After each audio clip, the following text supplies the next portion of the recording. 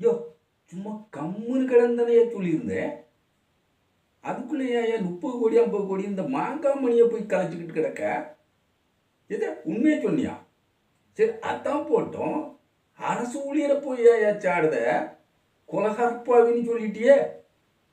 கழுத்தை நெரிக்காங்கய்யா.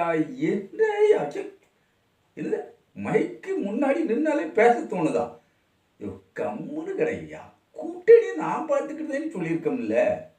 கம்முனியா ஏன் இப்படி பண்ணுத? நம்ம கட்சி மிலிட்ரி லெவலில் போகணும். அப்போதான் முடியும். அம்மா காலத்தில் எப்படி இருந்ததோ அதே மாதிரி நீங்கள் எல்லாரும் என் காலில் விழுந்தா தான் முடியும். என் காலில் விழுங்க. அப்போ தான் நான் அதிமுக பொதுச் செயலாளருங்கிறதே தெரியும். கம்முன்னு கிடையாது. காலில் விழுங்க. சேக்கலார் எழுதிய கம்பராமாயணத்தை விட இழுவையால போகுது நம்ம கதை.